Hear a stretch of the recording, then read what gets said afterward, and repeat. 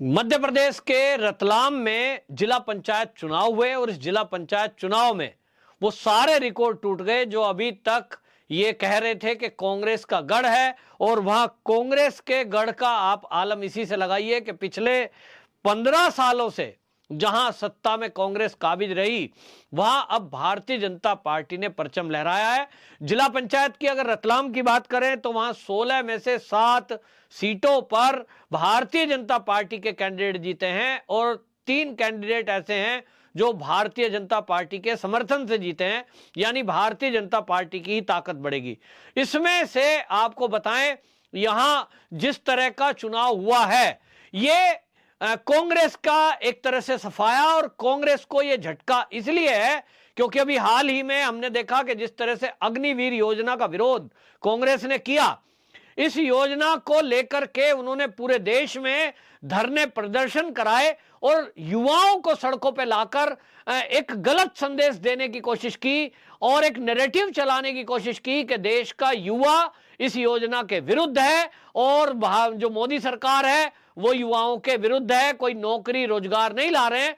यहां तक कि पकोड़ा तलने के बात कह करके और हंसी मजाक बनाने का कोशिश किया गया। लेकिन अब जिस तरह से अग्निवीर योजना में भर्ती शुरू हुई है, जहां 40,000 वैकेंसी है तो वहां 40 लाख फॉर्म आ रहे हैं, इस तरह के जब आंकड़े सामने आए तो जितना भी कांग्रेस या वामपंथी दलों ने नैरेटिव चलाने की कोशिश की वो सब धराशायी हो गए। और अब अभी तक अग्निवीर योजना में जिस तरह से युवाओं का हुजूम टूट रहा है, वो सब कह रहे हैं कि साहब हम तो विरोध में थे ही नहीं, ये तो राजनीतिक दलों का अपना एजेंडा, अपना धरना पर विरोध था। और इसमें हमने बिहार से वो खबरें और वीडियो भी देखी कि 40-40 साल के लोग वो प्रदर्शन में शामिल थे, कोई पैर से विकलांग है वो प्रदर्शन में शामिल है। तो सवाल ये था कि इसका मतलब प्रदर्शन सारा फर्जी था। ये रतलाम के चुनाव ने सिद्ध कर दिया, कांग्रेस के क्षेत्र में, कांग्रेस के गढ़ में भारतीय जनता पार्टी का जीतना यह बता रहा है कि कांग्रेस को लोगों ने सिरे से नकार दिया है। वहीं आपको बताएं, गुजरात चुनाव को जो प्रभावित करता है वो है दीव, और उस दीव में जो चुनाव हुए हैं वो वहां चुनाव में 15 साल से वहां भी कांग्रेस का राज था, लेकिन वहां सभी के सभी 13 वार्डों में जो नगर निकाय के चुनाव हुए उसमें भारतीय जनता पार्टी ने जीत हासिल की है। यानी एक तरह से आप देखें कि जो भी चुनाव अब हो रहा है, अगर इस सारे चुनाव को आप देखेंगे 2014 के बाद से लगातार भारतीय जनता पार्टी बढ़त की तरफ है। भारतीय जनता पार्टी की लोकप्रियता का ग्राफ बढ़ता जा रहा है और जिस तरह से मोदी सरकार काम कर रही है उस काम के आकलन पर लोग समझ रहे हैं कि जो मोदी सरकार है या जो भारतीय जनता पार्टी है वो सबके हित में है। और उसके बाद से हम देख रहे हैं कि चाहे नगर निगम का चुनाव हो, फिर चाहे जिला पंचायतों के चुनाव हो, चाहे ग्राम सभाओं के चुनाव हो, सब में भारतीय जनता पार्टी को बढ़त मिल रही है।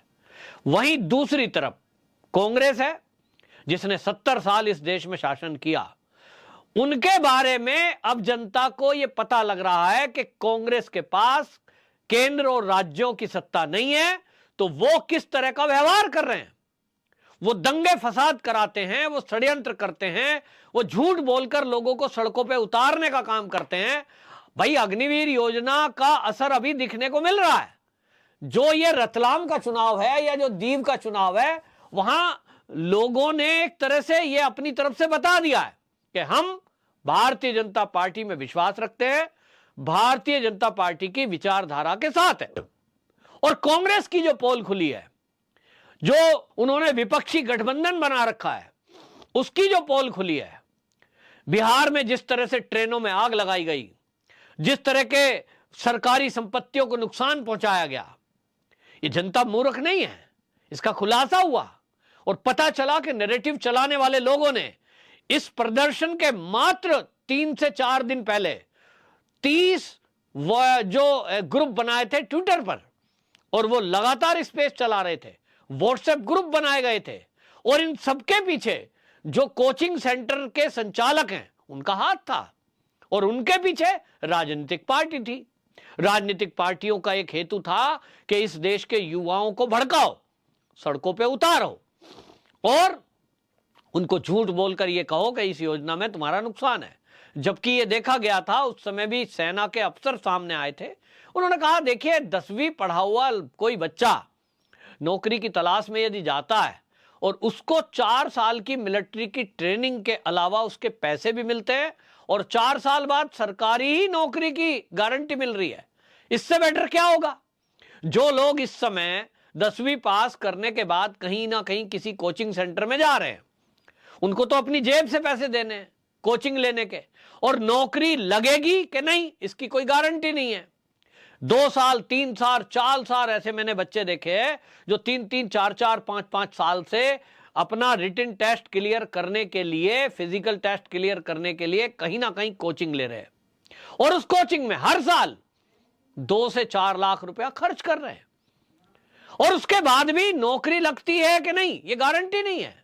टेस्ट में बैठते हैं, वो जो कोचिंग देने वाले हैं उनकी गारंटी थोड़ी है, वो गारंटी लिख के देंगे कि हमारे यहां कोचिंग करो तो आपकी नौकरी की गारंटी। यही कोचिंग देने वाले आज कैसे कह रहे हैं कि 4 साल का अग्निवीर की योजना में जाने के बाद भाई बाहर कर दिया जाएगा, जबकि सरकार कह रही है कि आपको अन्य राज्यों की नौकरियों में, पुलिस की नौकरियों में गारंटी मिल रही है।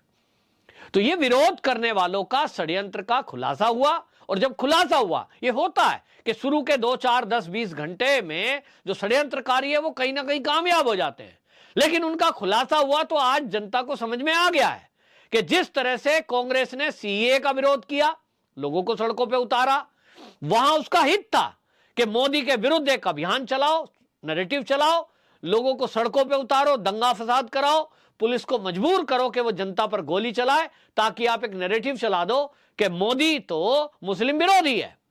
लेकिन उनके मंसूबे नाकाम हुए क्योंकि सरकार के पास ये इनपुट्स होते हैं, उनके पास थे कि दिल्ली पुलिस और अमित शाह को बदनाम करने के लिए, मोदी सरकार को मुस्लिम विरोधी सिद्ध करने के लिए नैरेटिव चलाने वाले लोग प्रतीक्षा में हैं। बच्चे और महिलाओं को आगे किया हुआ है ताकि पुलिस आए, डंडा चलाए, गोली चलाए और हम नैरेटिव चलाएं कि मोदी मुस्लिम विरोधी है। तो उनके मंसूबे फेल हुए क्योंकि पुलिस को धैर्य रखने के लिए कहा गया।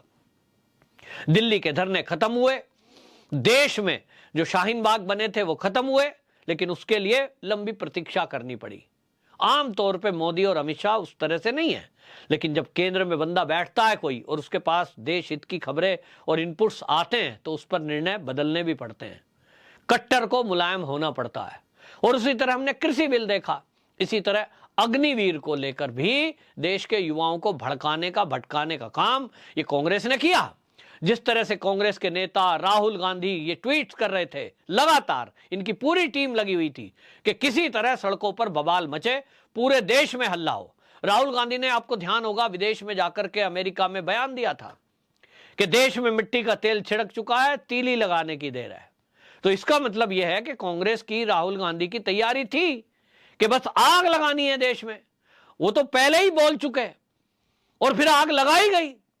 वो आग ऐसी लगी कि देश का 400-500 करोड़ रुपए की संपत्ति को सुहा कर दिया। किसकी जेब से गया?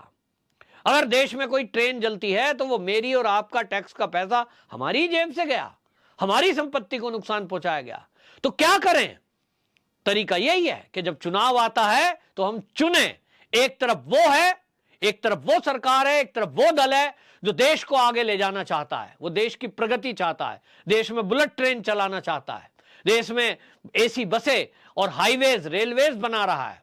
और एक वो दल है जो केवल दंगा फसाद करके, झूठ बोलकर, और 70 साल शासन में रहा, गरीबी नहीं मिटी, 70 साल शासन में रहा, सेना को बर्फ में पहनने वाले जूते तक नहीं मिले, बॉर्डर पर सड़कें तक नहीं थी, सेना के पास फाइटर प्लेन नहीं थे, और केवल झूठ के आधार पर। और अभी तो खुलासा हुआ है कांग्रेस का, बीजेपी के प्रवक्ता जो संबित पात्रा है, उन्होंने बाकायदा प्रेस कॉन्फ्रेंस करके खुलासा किया है कि कांग्रेस के लोगों ने चीन से रिश्वत ली और उनके लोगों को पासपोर्ट वीजा जारी करने के लिए नियम कायदे ताक पर रखे गए। इसको लेकर के गृह मंत्री उस समय के, जो कि कांग्रेस में थे, पी चिदम्बरम, वो अब सवालों के घेरे में हैं। एजेंसियां जांच कर रही हैं, लेकिन इतना तो पता लग ही चुका है कि उसमें जो कांग्रेस ने चीन से समझौता किया था 2008 में, समझौते के कारण ये इस तरह से देश को नुकसान पहुंचाने में लगे थे। अब मोदी सरकार है दूसरी तरफ, 4500 करोड़ रुपया 4500 करोड़ रुपया चीन की कंपनी का जब्त कर लिया जाता है, क्योंकि उन्होंने टैक्स नहीं दिया और हेरा फेरी करके वो विदेश में पहुंचाने में लगे थे। खाते सीज हैं। 1900 करोड़ रुपया हुवेई का कंपनी का, जो कि चीन की है, मोबाइल बनाने वाली, उसका सीज किया गया है, जब्त किया गया है। अब ये चीन पर जो कार्रवाई हो रही है, चीन की कंपनियों पर, कांग्रेस के टाइम में क्या हुई? नहीं हुई थी। क्यों नहीं हुई? क्योंकि कांग्रेस का समझौता था चीन से, आप हमारा ध्यान रखो, हम आपका ध्यान रखेंगे। तो आपस में समझौते के कारण केवल रिश्वतखोरी चल रही थी। अब जाकर के कार्रवाई हो रही है, और कार्रवाई हो रही है, इसी से कांग्रेस में बेचैनी है, इसी से चीन में बेचैनी है, और उसके पास कोई रास्ता है नहीं। तो बस एक ही रास्ता बचा है, झूठ बोलो, लोगों को सड़कों पे उतारो, दंगे फसाद करो, यहां आगाजनी करो, और मोदी को बदनाम करने के लिए नैरेटिव चलाओ। नैरेटिव चलाने के लिए ट्विटर हैंडल पर, व्हाट्सएप पर, सोशल मीडिया पे करोड़ों रुपए खर्च किए जा रहे हैं कि कुछ तो ऐसा करे मोदी ताकि हम उसे बदनाम करें। और तो और मां काली को ऊपर लेकर के कुछ लोगों ने टिप्पणियां कर दी। अब लोग कह रहे साहब कुछ कर नहीं रहे। लोग चाहते हैं कि चाहे वो टीएमसी वाले हों, कि मोदी कुछ करे ताकि हम उसको बदनाम करें। लेकिन मोदी हैं, और देश की जनता भी अब समझ रही है, ऐसे नैरेटिव चलाने वालों को कोई मौका देना नहीं चाहती, देना भी नहीं चाहिए। जब तक 2024 के चुनाव ना हो जाएं लोकसभा के, जब तक शांति रखने की जरूरत है। सरकार को अपने तरीके से ऐसे षड्यंत्रकारियों से निपटना देना चाहिए। हां, आपके पास कोई जानकारी है जरूर दें, और वोट देने का मौका आए तो जरूर चिंतन करें कि किसको सत्ता में लाएं। जैसे रतलाम की जनता ने भारतीय जनता पार्टी को चुना और कांग्रेस का सफाया कर दिया, इसी तरह दीव की जनता ने भी चुनकर बता दिया। अब हमें पता लग गया है हमारे हित में कौन है, और इसलिए निर्विरोध वहां भी भारतीय जनता पार्टी चुनी गई है। आगे आने वाले चुनाव में इसी तरह कांग्रेस का सफाया होता रहेगा और हमारा देश आगे बढ़ता रहेगा, ऐसी उम्मीद है। वंदे मातरम।